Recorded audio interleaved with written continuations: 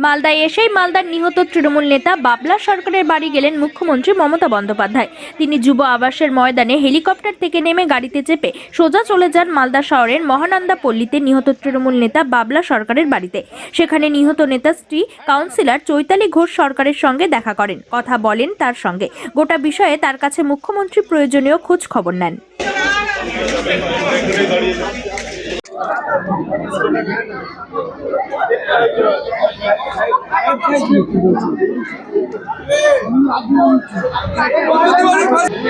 আমি এতক্ষণ এটা নিয়ে চৈতালির সাথে ডিটেলস আলোচনা করলাম, যার জন্য আপনারা দেখতে পাচ্ছেন যে আমার সাথে কেউ আসেনি, আমি একা এসেছি। আর আমার সাথে এসপি এবং আইবি যিনি হেড আছেন তিনি এসেছেন। এই কেসে আমি এটুকু বলতে পারি যে যত বড়ই হোক না কেন, প্রয়োজনীয় ব্যবস্থা, স্ট্রং অ্যাকশন, স্ট্রিংজেন্ট অ্যাকশন নেওয়া হবে। এবং কতগুলো কথা আমার কানে এসছে, সেগুলো ইনভেস্টিগেশনের ব্যাপার। আমার যা বলার আমি ডিজির সাথেও এর মধ্যে কথা বলেছি, এসপিকেও বলেছি, আইবিরও যারা আছে বলেছি। বাবলার অসম্পূর্ণ কাজ চৈতালি করবে।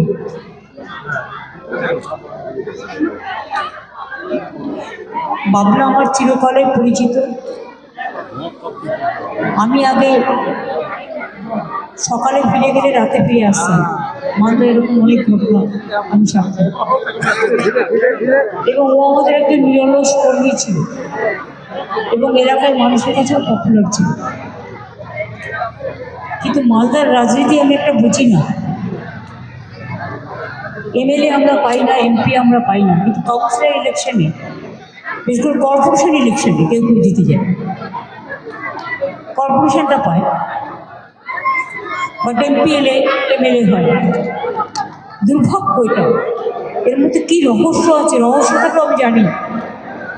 অনেক রকম খেলা চলে, এই খেলা চললে এটা তো আলটিমেটলি মানুষের পক্ষে খারাপ হবে। কিন্তু কাউন্সিল ইলেকশন তখন কর্পোরেশন জিতে আমি তো নিশ্চয়ই চাইবো আমাদের লোকেরা জিতবে, কিন্তু আমার সেটা কথা নয়। রহস্যটা, সেই রহস্যের পেছনে কি আরো বড় কেউ আছে, ষড়যন্ত্র? না না, রহস্যটা আমায় ভেদ করতে হবে। দিদি দলকে কথা বলেছেন? নিশ্চয়ই আমার যা বলার তা ওনাকে বলেছি, উনিও ধৈর্য ধরে শুনেছেন, উনি ওনার কথা আমাকে বলেছেন। না, সেটা তো আমি আপনাদের বলতে পারবো না। আমার যা মনে হয়েছে আমি সেটা ওনাকে বলেছি।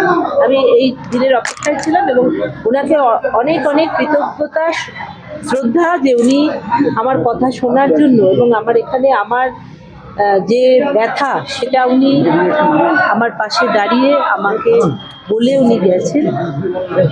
আমি ওনার প্রতি শ্রদ্ধা জানাচ্ছি, কৃতজ্ঞতা জানাচ্ছি যে উনি ওনার এই মূল্যবান সময় থেকে এসে বাবলার প্রতি যে আস্থা, যা ভরসা ওনার ছিল, সেটা উনি এখানে বলে গেলেন।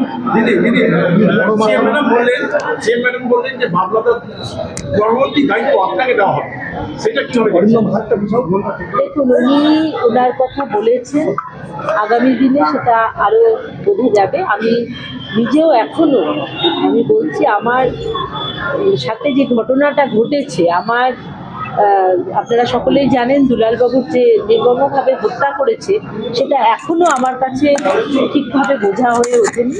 আমি এই মুহূর্তে অন্য কিছু ভাবছি না। আমি এখন তার যে আসল দোষী তাদেরকে ধরা হোক, তাদের সর্বোচ্চ শাস্তি হোক, এটাই আমার কাছে এখন।